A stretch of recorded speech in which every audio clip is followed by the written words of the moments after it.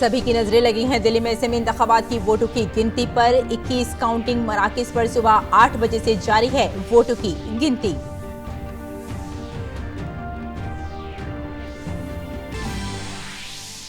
White house ने कहा अमेरिकी सदर डोनाल्ड ट्रंप 24 और 25 फरवरी को करेंगे भारत का दौरा। वजीर आजम मोदी से होगी मुलाकात। कहा इस दौरे से अमेरिका और भारत के दरमियान स्ट्रेटेजिक शराकतदारी होगी और मजबूत।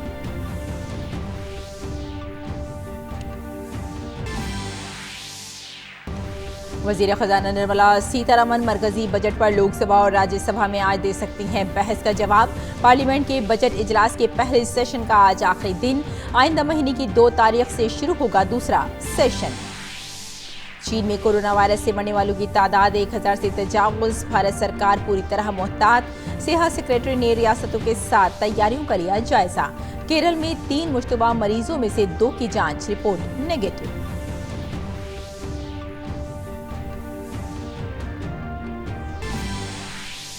भारत और न्यूजीलैंड के दरमियान यकरोजा सीरीज का तीसरा और आखिरी मैच माउंट मानुई में जारी। न्यूजीलैंड को सीरीज में हासिल है 2-0 की शपथ।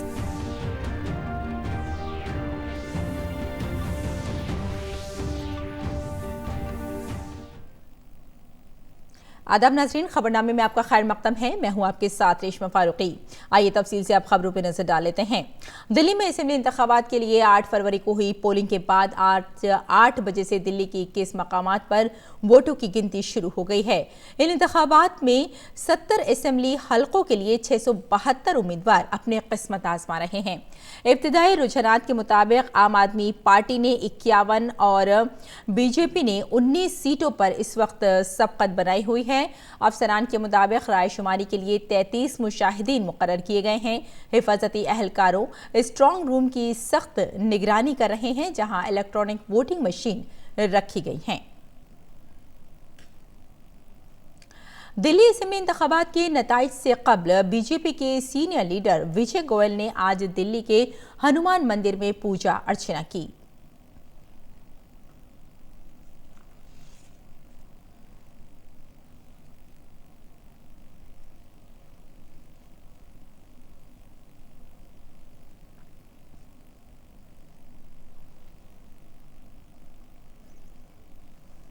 दिल्ली असेंबली इंतखाबात के नताइज से कबल बीजेपी लीडर आरपी सिंह ने उम्मीद जाहिर की कि नताइज बीजेपी के हक में ही होंगे। बीजेपी रहनुमाओं ने इस बात पर एतमाद का इजहार किया कि दिल्ली असेंबली इंतखाबात के नताइज उनके हक में आएंगे। और आम आदमी पार्टी के लीडर मनीष सिसोदिया ने भी अपनी जीत पर एतमाद का इजहार किया है। आम आदमी पार्टी के बढ़ते रुझानात पर पार्टी ऑफिस का जायजा लिया हमारे नुमाइंदे अनुज यादव ने। इस समय हम आम आदमी पार्टी के कार्यालय पर हैं और जिस तरीके से रुझान आ रहे हैं आप यहां पर देख सकते हैं कि यहां पर जितने भी आप कार्यकर्ता हैं उनके अंदर एक खुशी की लहर यहां पर दौड़ गई है।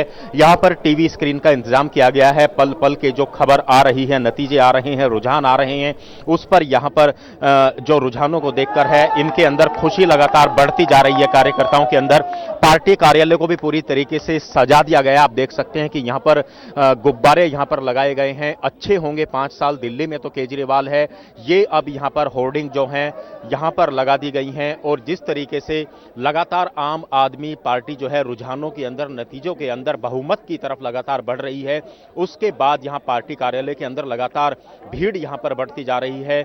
मुख्यमंत्री अरविंद केजरीवाल यहां पार्टी कार्यालय में अभी अभी यहां पर पहुंचे हैं और जितने भी बाकी नेता हैं वो भी यहां पर पहुंचना शुरू हो गए हैं।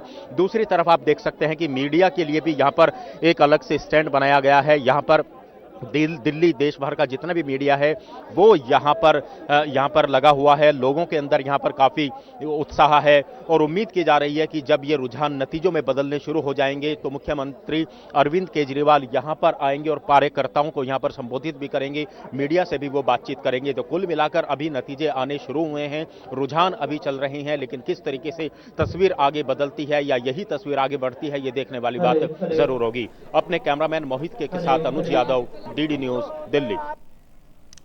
तो बीजेपी रहनुमाओं ने इस बात पर एतमाद का इजहार किया कि दिल्ली असेंबली इंतखाबात के नताइज उनके हक में ही आएंगे। सब भगवती कृपा से अच्छा होगा। सब ईश्वर आज बीजेपी के पक्ष में दिल्ली का जनादेश होगा, ऐसा हमें पूरा विश्वास है। हमने तो कह दिया है, जो कहा है उस पर अभी हम उसी पे कायम है, 48+। रिव्यू अच्छा है और सरकार हम बना रहे हैं। और चिंता मत करिए, ये कि जो हवाबाजी वाला इलेक्शन ही था, ये बिल्कुल 1 to 1 person to person marking वाला इलेक्शन था। और लोगों को समझ आ रहा था कि काट की हांडी एक बार चढ़ती है, दोबारा नहीं चढ़ने वाली इस बार। और उधर आम आदमी पार्टी के लीडर मनीष सिसोदिया ने भी अपनी जीत पर एतमाद का इजहार किया। जीत को लेकर निश्चिंत हैं, क्योंकि पिछले 5 साल में काम किया है और 5 साल बिना किसी पक्षपात के, बिना किसी डर के, बिना किसी लालच के उठ के लोगों के लिए काम किया है। शिक्षा स्वास्थ्य पे काम किया है और विशेषकर शिक्षा पे जो काम हुआ है, मुझे उम्मीद है कि दिल्ली के लोगों ने शिक्षा के उस काम पर मोहर लगाई है। तो ये कह सकते हैं आप पार्टी और बीजेपी के जो लोग हैं वो ये कह रहे हैं कि हमारे ही हक में फैसला आएगा। एक बार आपको बता देते हैं कि आप इस वक्त 51 सीटों पर आगे चल रही है जो रुझानात हैं, और बीजेपी की अगर बात की जाए तो 19 सीटों पर इस वक्त उसने बढ़त बनाई हुई है रुझानात के मुताबिक। और इसके अलावा दूसरी जो पार्टियां हैं अभी कहीं भी नज़र नहीं आ रही हैं। कुछ और खबरों पर नजर डालते हैं। मरकजी बजट 2020 और 21 पर आज पार्लियामेंट के दोनों ऐवानों में बहस होगी। वजीर खजाना निर्मला सीतारमण मरकजी बजट पर राज्यसभा और लोकसभा में बहस का जवाब देंगी। बीजेपी ने दोनों ऐवानों के अपने मेंबरान पार्लियामेंट से बहस के दौरान हाजिर रहने के लिए एक व्हिप जारी किया है। बजट सेशन का पहला हिस्सा आज खत्म होगा। इस सिलसिले का दूसरा हिस्सा मुख्तसर वक्फे के बाद मार्च की 2 तारीख को शुरू होगा।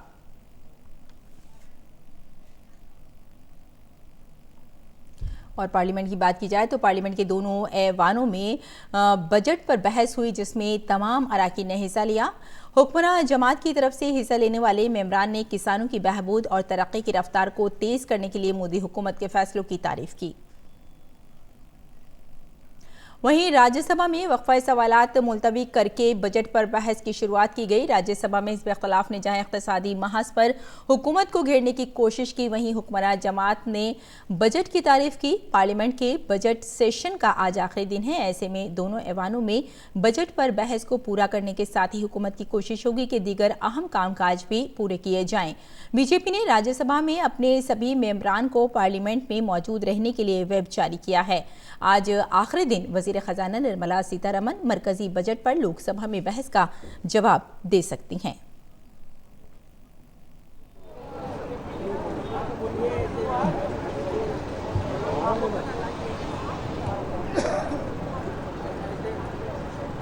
एक बार फिर से असेंबली इंतखाबात की तरफ लौटते हैं। दिल्ली असेंबली इंतखाबात के वोटों की गिनती की इस वक्त ताज़ा जानकारी के लिए बात करते हैं अपने नुमाइंदे फारूक साहब से। जी फारूक साहब, आपसे जानना चाहेंगे कि किस तरह के रुझानात आप इस वक्त देख रहे हैं और इस वक्त आप दिल्ली में कौन सी कॉन्स्टिट्यूंसी पर हैं? मैं आपको बता दूं कि इस वक्त दिल्ली में इब्तदाई रुझानात आपके हक में जाते हुए नजर आ रहे हैं। मैं इस वक्त जामिया नगर असेंबली हलके से ओखला असेंबली से में हूँ। आप यहाँ पे ये शाहीन बाग की वजह से जो ये नर्सी के खिलाफ एहतजाज चल रहा है, उसकी वजह से ये हल्का काफ़ी सुर्खियों में रहा, खास तौर पे शाहीन बाग का इलाका, और इसकी वजह से सबकी नज़र इस पर है भी। यहाँ पे सख्त टकराव देखने को मिल रहा है आम आदमी पार्टी और बीजेपी के दरमियान, और अभी साफ कुछ कहा नहीं जा सकता कि कौन यहाँ से जीतेगा।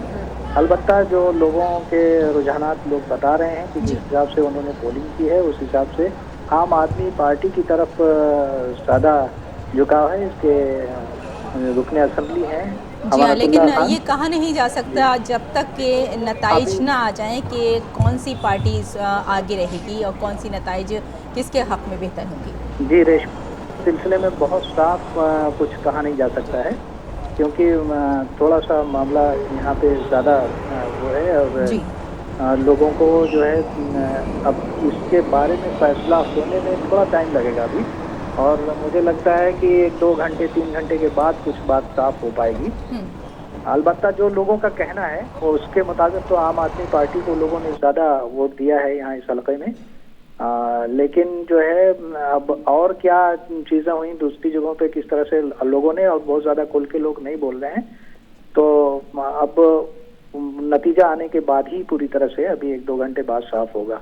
जी, बहुत बहुत शुक्रिया फारूक हमारे साथ जुड़ने के लिए और इस तमाम जानकारी के लिए। फिलहाल दिल्ली असेंबली इंतखाबात के वोटों की जो गिनती है उसकी ताज़ा जानकारी के लिए बात करते हैं अपने नुमाइंदे शुभेंदु घोष से, जो इस वक्त बीजेपी हेडक्वार्टर पर मौजूद हैं। जी शुभेंदु, इस वक्त आप बीजेपी हेडक्वार्टर पर मौजूद हैं, तो किस तरह के आप रुझानात देख रहे हैं, और हेडक्वार्टर है तो वहाँ किस तरह का माहौल है? जी रेशमा, अभी अगर हम जो रुझान अभी जो आ रहे हैं उसको देखें तो जिस तरीके से एग्जिट पोल में प्रेडिक्ट किया गया था कई हद तक उसी लाइन पर है, लेकिन जो बीजेपी के नेता है उन्होंने बहुत यकीन के साथ कहा था, खासकर जिस दिन पोलिंग कंक्लूड हुआ 8 तारीख को, उन्होंने कहा कि एग्जिट पोल को भूल जाइए, हम यकीन के साथ कहते हैं कि हम लोग जो पावर में है वो वापस आएंगे। और बीजेपी के लिए बहुत खास भी इलेक्शन था क्योंकि करीब 2 दशक से 20 साल से ज़्यादा से ये पावर से बाहर हैं।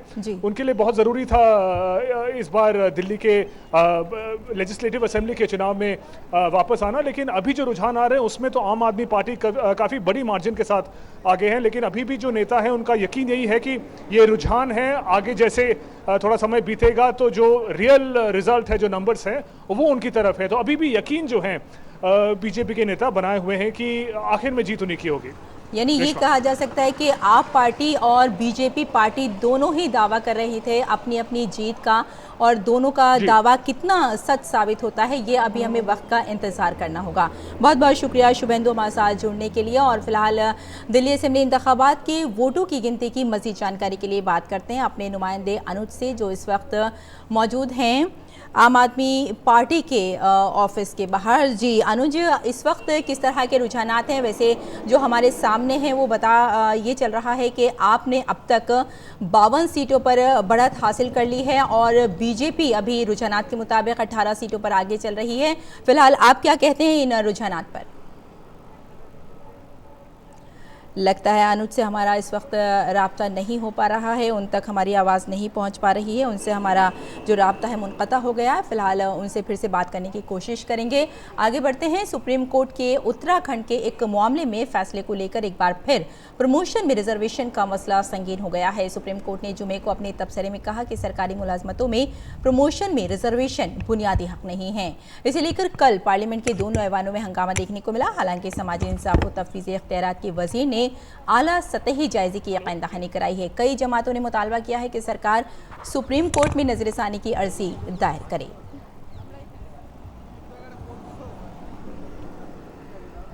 ये जो बार बार सर इस तरीके की बातें कही जाती हैं कि ये सरकार आरक्षण विरोधी है, ये सरकार दलित विरोधी है, सर मैं चाहूंगा कि थोड़ी गंभीरता से इन बातों का जिक्र किया जाए क्योंकि इन बातों का प्रभाव देश भर की जनता पे पड़ता है। सर एक बड़ी आबादी है जो अनुसूचित जाति जनजाति वर्ग से आती है, सर आप उनकी भावनाओं को आप ठेस पहुंचाते हैं। सर इसी सरकार ने सर अगर आरक्षण विरोधी अगर ये हमारी एनडीए की सरकार होती तो आरक्षण को जो मजबूत करने का काम किया गया, ऊंची जाति के जो गरीब वर्ग के लोगों को भी आरक्षण देने का काम किया गया, तो ये आरक्षण प्रणाली को मजबूत करने का काम किया गया। हमारी सरकार ने सर ये अनुसूचित जाति जनजाति एट्रोसिटी एक्ट उसको जब दमहीन करने का जब प्रयास किया गया तो हमारी सरकार और लोक जनशक्ति पार्टी सबसे पहली पार्टी थी जिसमें हम लोगों ने पुनर्विचार याचिका डाली।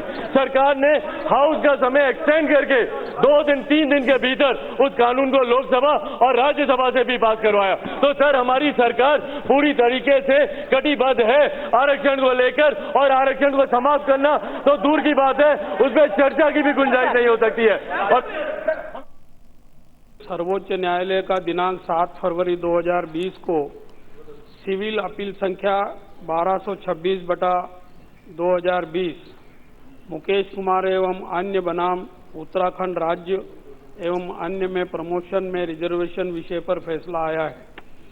यह विषय अत्यंत महत्वपूर्ण है। इसको ध्यान में रखते हुए सरकार इस पर उच्च स्तरीय विचार कर रही है। यहाँ यह स्पष्ट करना चाहता हूँ कि इस मामले में न तो भारत सरकार को कभी पक्षकार बनाया गया और न ही भारत सरकार से शपथ पत्र मांगा गया। उक्त मामला एसएलपी उत्तराखंड सरकार के द्वारा दिनांक 5/9/2012 में लिए गए निर्णय के कारण उत्पन्न हुई, जिससे उत्तराखंड में प्रमोशन में रिजर्वेशन लागू नहीं करने का निर्णय लिया था। यहाँ यह उल्लेख करना उचित होगा कि 2012 में उत्तराखंड में कांग्रेस पार्टी की सरकार थी। हमारी सरकार अनुसूचित जाति, अनुसूचित जनजाति एवं पिछड़े वर्ग के कल्याण के लिए समर्पित और प्रतिबद्ध है। इस विषय पर उच्च स्तरीय विचार के बाद भारत सरकार समुचित कदम उठाएगी। और असेंबली इंतखाबात के लिए एक बार फिर से मालूमात हासिल करते हैं शुभेंदु घोष से, जो इस वक्त बीजेपी हेडक्वार्टर के बाहर खड़े हुए हैं। जी शुभेंदु, एक बार फिर से हम आपसे राब्ता कर रहे हैं, एक बार फिर से हम आपसे पूछना चाहेंगे कि जो रुझानात आ रहे हैं वो किस तरह के हैं। और जैसे कि अभी हम बात कर ही रहे थे कि आप और बीजेपी दोनों ही पार्टियां अपनी अपनी जीत का दावा कर रही थी, और जैसे कि रुझानात आ रहे हैं उससे साफ जाहिर हो रहा है कि आप पार्टी फिलहाल आगे चल रही है। तो अगर अपोजिशन में आती है बीजेपी तो कितनी बड़ी मजबूत पार्टी बनकर उभरेगी? जी रेशमा, आपने अपोजिशन की बात, अभी तो फिलहाल ट्रेंड से और हम फाइनल रिजल्ट की बात करना मुश्किल होगा, लेकिन अगर हम 2015 की बात करें तो बीजेपी सिर्फ 3 सीटों पे सिमट गई थी और कांग्रेस के पास तो खाता खोलने का भी मौका नहीं मिला था। इस बार भी शायद कांग्रेस के साथ वैसा हो सकता है जैसे ट्रेंड्स दिख रहे हैं, लेकिन आप ठीक कह रही हैं, अगर बीजेपी अपोजिशन में आती है, फिलहाल अगर हम जिस नंबर्स को देख पा रहे हैं 15, 16, 17, 18 से ऊपर की सीटें आ रही हैं, सो 3 सीटों से वो काफ़ी आगे निकल चुके हैं। तो एक बेहतर ऑपोजिशन की तरह तो वो तैयार है। अगर हम ये अज्यूम करें कि अभी जो हमें रुझान दिख रहे हैं वही उसी पे करीब रिजल्ट अगर फिनिश होता है, अगर ऐसी बात होती है तो एक ऑपोजिशन के तौर पे 2015 में वो बिल्कुल नॉन एग्जिस्टेंट थे, उनकी कोई ज़्यादा शक्ति नहीं थी क्योंकि सिर्फ 3 सीटें थी, 67 सीट्स थी आम आदमी पार्टी के पास, लेकिन अभी 2 डिजिट का तो वो पारा क्रॉस कर ही चुके हैं।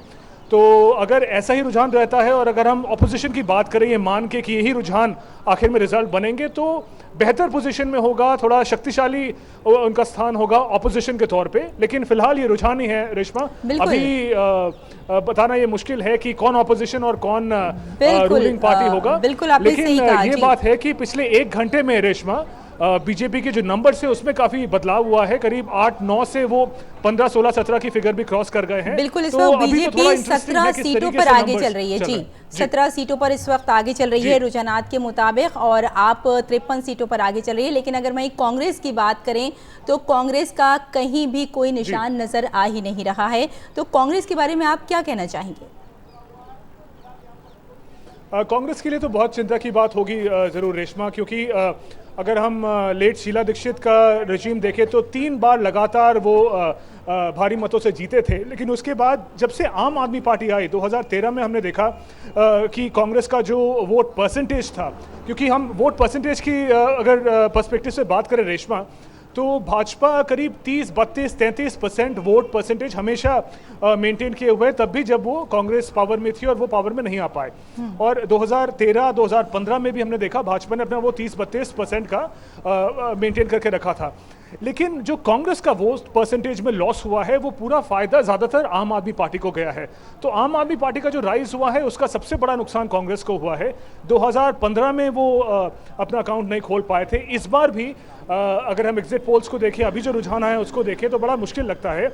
तो उनके लिए बहुत एक रीइन्वेंट करने वाली बात होगी कि किस तरीके से लोगों के पास जाएं, क्योंकि ऐसा लगता है कि जो कांग्रेस के ऑथेंटिक ट्रेडिशनल वोटर्स थे उनको अब आम आदमी पार्टी से ज़्यादा कनेक्ट महसूस होता है। जी बहुत बहुत शुक्रिया शुभेंदु हमारे साथ जुड़ने के लिए और इस तमाम जानकारी के लिए। और फिलहाल दिल्ली असेंबली इंतखाबात पर ही बात करते हैं अनुज से, जो इस वक्त आम आदमी पार्टी के ऑफिस के बाहर खड़े हैं। जी अनुज, आप इस वक्त आम आदमी पार्टी के ऑफिस जो है हेडक्वार्टर है उसके बाहर खड़े हैं, तो किस तरह का माहौल है? क्योंकि इस वक्त आप पार्टी जो है 53 सीटों पर आगे है रुझानात के मुताबिक। देखिए बिल्कुल जिस तरीके से रुझान आ रहे हैं, जिस तरीके से आम आदमी पार्टी को बहुमत से ज्यादा सीटें मिलती हुई रुझानों में नजर आ रही हैं, उस तरीके से आप देख सकते हैं कि पूरे पार्टी कार्यालय को यहां पर सजा दिया गया है। जितने भी कार्यकर्ता हैं वो यहां पर लगातार पहुंच रहे हैं, नाच गा रहे हैं। खुद मुख्यमंत्री अरविंद केजरीवाल जो है वो पार्टी कार्यालय के अंदर ही हैं और लगातार मीडिया में, टीवी चैनलों पर वो है नजर बनाए हुए हैं और इस बात का इंतजार कर रहे हैं कि आखिर उनका आंकड़ा कहां तक पहुंच पाता है, कहां पर उनका आंकड़ा जाकर रुकेगा। इसके अलावा अगर मैं बात करूं तो कहीं ना कहीं अरविंद केजरीवाल के लिए एक ये चिंता की बात थोड़ी जरूर है कि जिस तरीके से उन्हें उम्मीद थी कि उनकी 60 से ज्यादा सीटें आएंगी, वो बहुमत का आंकड़ा जो है वहां तक 60 के पार पहुंचता हुआ अभी तक भी नजर नहीं आ रहा है।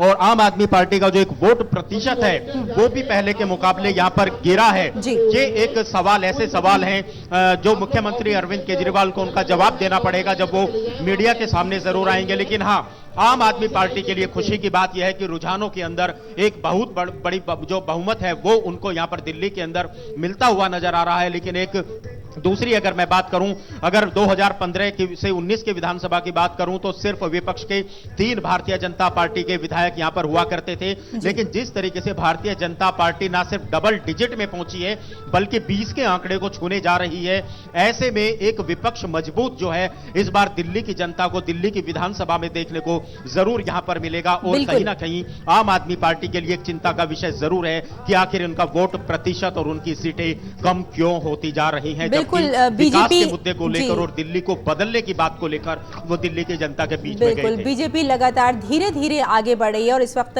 17 सीटों पर रुझानात के मुताबिक बढ़त हासिल कर ली है। लेकिन अगर वहीं आपकी बात की जाए तो फिलहाल जो रुझानात हैं वो 53 सीटों पर इस वक्त आप पार्टी आगे चल रही है। तो क्या ये मान के चलें कि आम आदमी पार्टी की जो पॉलिसीज थी, जैसे कि अगर बस की सर्विस की बात की जाए तो उन्होंने लेडीज़ के लिए, जो खवातीन थी उनके लिए फ्री टिकट उपलब्ध कराया, फ्री टिकट दिया। और इसके अलावा जो बिजली की बात की जाए तो 200 यूनिट फ्री किए थे आम आदमी पार्टी ने। तो क्या ये उसका भी असर कहा जा सकता है, क्योंकि एक आम आदमी जो है वो शायद इसी तरह की सहूलियत चाहता है।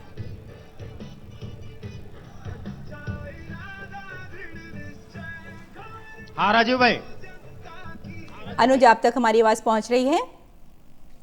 लगता है अनुज से हमारा राब्ता इस वक्त मुनक़ता हो गया है, उनसे फिर से बात करने की कोशिश करेंगे। फ़िलहाल एक बार हम जुड़ जाते हैं खिसाल, अपने नुमाइंदे खिसाल के साथ। खिसाल इस वक्त फ़ोन पर हमारे साथ मौजूद हैं। जी खिसाल, इस वक्त किस तरह के आप रुझानात देख रहे हैं, क्या माहौल है वहाँ का? और अगर हम देखें तो आप पार्टी इस वक्त 53 सीटों पर आगे चल रही है, लेकिन वहीं बीजेपी धीरे धीरे बढ़त बढ़ा रही है और 17 सीटों पर इस वक्त आगे चल रही है। और कहीं ना कहीं ये कहा जा सकता है कि जिस तरह से शुरुआत में जो रुझानात आए थे वो बहुत ज़्यादा थे, आप पार्टी एकदम से अप हो गई थी और बीजेपी धीरे धीरे इस वक्त आगे बढ़ रही है। तो इस वक्त आप क्या कहना चाहेंगे? एक बार फिर से हम आपको बता दें कि खिसाल हमारे साथ जुड़ चुके हैं और उनसे हम बातचीत करेंगे कि किस तरह के रुझानात वो देख रहे हैं। आप पार्टी 53 सीटों पर इस वक्त आगे चल रही है और बीजेपी 17 की बढ़त के साथ आगे बढ़ रही है धीरे धीरे। जी खिसाल, क्या कहना चाहेंगे इस पर? जी रेशमा, असेंबली इंतखाबात की जैसे सुबह से काउंटिंग शुरू हुई है और अभी उसमें जो है आप देखें कि जो डिजिट हैं वो काफी तेजी से ऊपर नीचे हो रहे हैं। लेकिन इसमें एक बड़ी बात यह है कि आम आदमी पार्टी को जो है ज्यादा बढ़त मिली हुई है, यानी सबकत मिली हुई है। उसके अलावा बीजेपी इस वक्त 17 सीटों पर आगे चल रही है। देखा जाए तो आम आदमी पार्टी जो है अपने जो तयशुदा उनका हिस्सा होता है बहुमत के लिए, यानी अक्सरियत के लिए जो होता है उससे कहीं आगे है, जबकि बीजेपी उससे पीछे है। लेकिन बीजेपी लीडरों को, जैसा कि हम खबरों में देख रहे हैं, अभी भी उन्हें उम्मीद है कि हम जो हैं वो हुकूमत बना लेंगे। जी रेशमा, बिल्कुल आपने सही कहा और वाकई ये जो आंकड़े हमें नज़र आ रहे हैं बहुत ऊपर नीचे होते जा रहे हैं। लेकिन अगर वहीं आपकी हम बात करें, आप पार्टी का की हम जिक्र करें, उसकी बातचीत की जाए तो इस वक्त 53 सीटों पर जहां वो आगे चल रही है, वहीं अगर इसकी पॉलिसीज़ की बात की जाए तो आम आदमी पार्टी ने वहीं ख़वातीन के लिए बस में टिकट फ्री किया था और एक ये कहा जा सकता है कि जो इलेक्ट्रिसिटी बिल था वो लोगों का ज़ीरो भी आया है। यानी ये कहा जा सकता है बिजली का बिल जो 200 यूनिट फ्री किया था उससे क्या फायदा हो रहा है इस वक्त आप पार्टी को? देखिए रेशमा, अगर हम 2015 में हुए असेंबली इंतखाबात की बात करें तो उस वक्त केजरीवाल सरकार को 67 सीटें यानी 67 सीटों पर कामयाबी हासिल हुई थी, जबकि बीजेपी को सिर्फ 3 सीटें मिली थी और कांग्रेस के खाते में एक भी सीट नहीं आई थी। उस वक्त केजरीवाल उससे पहले हुकूमत नहीं की थी और केजरीवाल को इतनी बड़ी यानी इतनी ज्यादा तादाद में सीटें मिली, लेकिन इधर रेशमा, केजरीवाल ने जो सहूलतें दी हैं, जिनका आपने जिक्र किया कि बस में खवातीन को मुफ्त सफर की सहूलत और बिजली के बिलों में 200 यूनिट तक फ्री या पानी की जो सहूलत मुफ्त की दी गई, उसका असर हमें बहुत ज्यादा दिखता हुआ नजर नहीं आ रहा, क्योंकि अगर ऐसा होता तो आम आदमी पार्टी की सीटें और ज्यादा होनी चाहिए थी। बिल्कुल बिल्कुल बिल्कुल, आपने ठीक कहा कि हमें फौरन इसका जो रुझानात आ रहे हैं, अगर इस तरह की चीज़ें किसी को ज़्यादा फ़ायदा पहुंचा रही हैं, जैसे कि कहा यह जा रहा था कि आम आदमी पार्टी ने तालीम के लिए बहुत काम किया, एजुकेशन के लिए काम किया, स्कूलों की उन्होंने शक्ल बदल के रख दी है, या फिर इलेक्ट्रिसिटी बिल जो है वो बिल्कुल लोगों के मुनाफिक आ रहा है, या फिर ये भी कहा जा सकता है कि बस में जो उन्होंने ख़वातीन के लिए फ्री किया था, वहीं अगर देखा जाए तो कुछ और काम जो बहुत ज़रूरी थे दिल्ली के लिए होने, जैसे कि पुल बनने थे या फिर अस्पताल बनने थे, वो कहीं नज़र नहीं आ रहे हैं, और यूनिवर्सिटीज़ बनाने का भी वादा किया गया था, वो भी कहीं नज़र नहीं आ रहा है। लेकिन इसके बावजूद फिलहाल अगर रुझानात की बात की जाए तो आप 53 सीटों पर है और बीजेपी 17 सीटों पर इस वक्त बढ़त बनाए हुए है। जी खसार। जी रेशमा, आपने जो कहा कि इसमें बहुत सारी चीजें नजर नहीं आ रही हैं, केजरीवाल हुकूमत ने जो वादे किए थे वो पूरे होते हुए नजर नहीं आए, लेकिन फिर भी देखा जाए तो जो बुनियादी चीज होती है, तालीम होती है, सेहत होती है, उस पे कहीं ना कहीं केजरीवाल ने प्रचार बहुत ज्यादा किया, इश्तिहारात पे भी काफी पैसा खर्च किया, और लोगों में इस बात का जिक्र भी यानी चर्चा भी थी कि केजरीवाल हुकूमत ने ये सहूलतें दी हैं जो आम आदमी से जुड़ी हुई थी।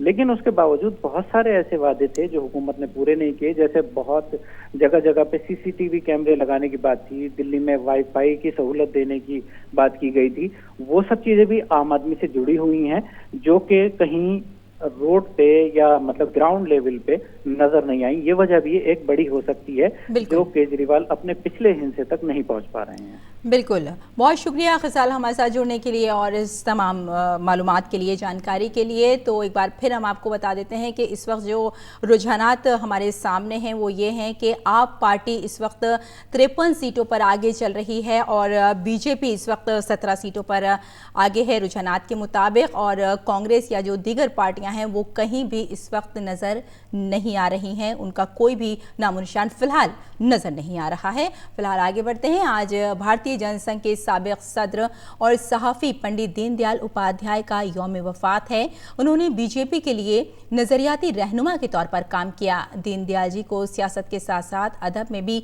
गहरी दिलचस्पी थी। आज मुल्क दीनदयाल जी को खराज अक़ीदत पेश कर रहा है। इत्तलात और नशरियात के वज़ीर प्रकाश जावड़ेकर ने पंडित जी को बाइस तहरीक बताते हुए उन्हें खराज अक़ीदत पेश किया। और अमेरिकी सदर डोनाल्ड ट्रंप इस माह के आखिरी हफ्ते में भारत के दौरे पर आएंगे। व्हाइट हाउस ने इस बात की इत्तला दी है कि सदर ट्रंप 24 और 25 फरवरी को भारत के दौरे पर होंगे। उनके साथ उनकी अहलिया मेलानिया ट्रंप भी आएंगी। इस दौरान वो वज़ीर आज़म मोदी से मुलाकात करेंगे। उम्मीद की जा रही है कि इस दौरे से अमेरिका और भारत की स्ट्रेटेजिक शराकतदारी मज़ीद मुस्तहकम होगी। तो नाज़रीन, यहाँ वक्त तो चला है आपसे इजाज़त लेने का। एक बार फिर से हम आपको बता दें कि आप पार्टी इस वक्त 53 सीटों पर आगे चल रही है और बीजेपी रुझानात के मुताबिक 17 सीटों पर आगे चल रही है। आप ये पूरी मालूमात, ये रुझानात जो हैं आप देख सकते हैं DD न्यूज़ पर। फिलहाल हमें यही इजाज़त दें। आदाब।